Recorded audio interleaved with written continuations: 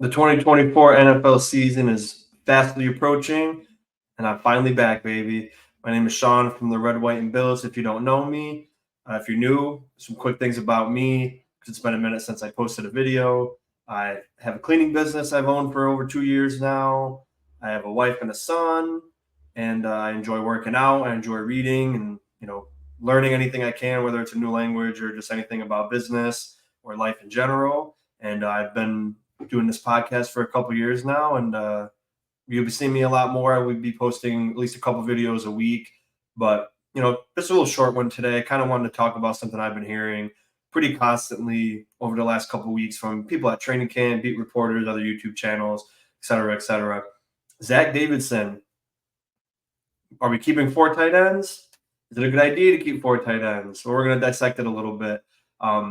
First off, another thing about me, I look at everything from multiple angles. I don't just, everything's positive, everything's negative. I try to give other perspectives because a lot of different viewpoints out there. Some people lean to be more positive. Some people really choose to be more negative. But I like to be, somewhat of a realist, since a lot of people are still realistic, but from a whole, I look at good reasons, bad reasons, and what the ultimate outcome I think should happen is. So some people view me as I'm a negative fan, nothing's positive. When in all reality, I'm just trying to give multiple viewpoints and be realistic. So Zach Davidson, right? We already have Dalton Kincaid, who's probably one of the most important parts of the offense besides Josh Allen. Dawson Knox, who came off an injury last year, but years prior has been a very, very good weapon for us, especially a touchdown machine. And then you got Quentin Morris, who plays special teams and makes a couple plays here and there.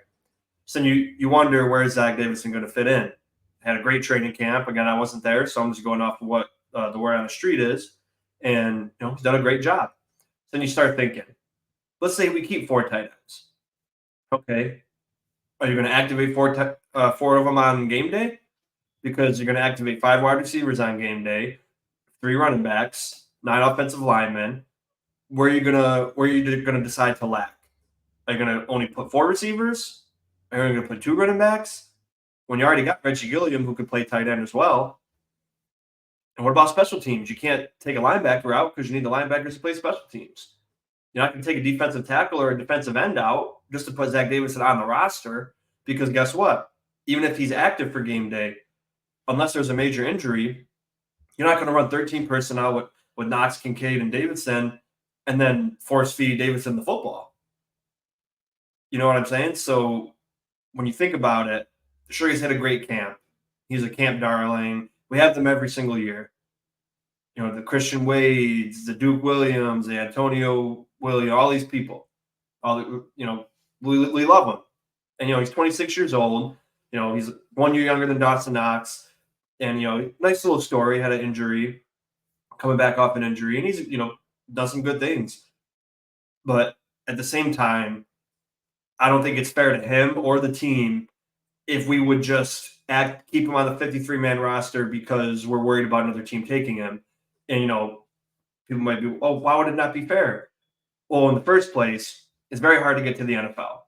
So this kid might have an opportunity to go on another team's active roster and be a second team tight end and contribute, good playing time, and then maybe get another contract. If we just keep him because we're worried about someone else taking him, then he's not going to play much and he won't earn another contract. And he's 26 years old. He's not going to last much longer in the NFL. He's not going to be 36 playing tight end. So he wants another contract. He's not going to get that in Buffalo. He's not going to earn much because he's not going to play a lot, barring an injury. And I'm also not keeping him because I'm scared about another tight end getting injured.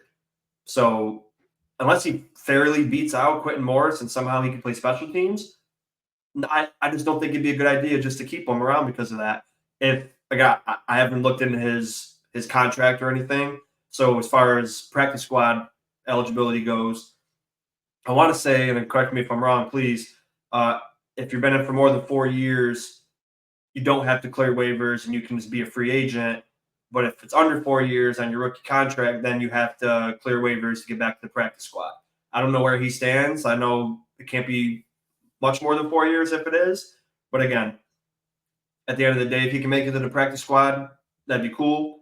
If not, I just don't see him being good enough to earn a spot and then take another position like a running back or a receiver or a linebacker or a corner or a safety, because those are the positions you have to take from. You're not going to take out defensive tackle or defensive end because we like to rotate.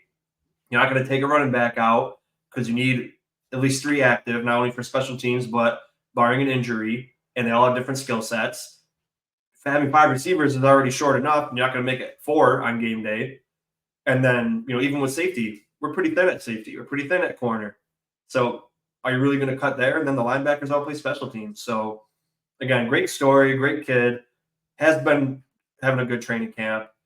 And I want to preface it again with, I think he's done well. And I'm not saying I hate the kid or want him to be cut. I'm just looking at it from, let's look at it from that angle. Is he really going to contribute if we put him on a 53-man roster, unless there's an injury? If he's on the practice squad and someone gets injured, absolutely. That'd be fantastic to have a guy like him.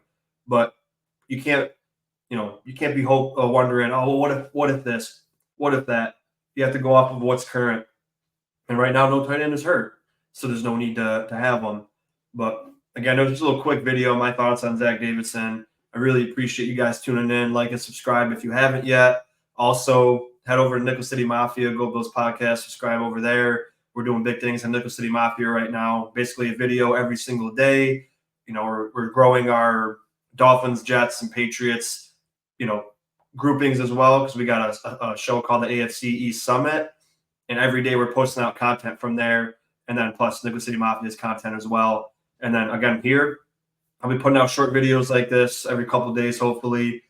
Probably plan on doing an offensive line talk video, maybe some Greg Rousseau and Kyer Elam. But let me know what you want to hear about, and we'll talk. We'll be objective, and you guys have a voice too, so always say how you feel in the comment section.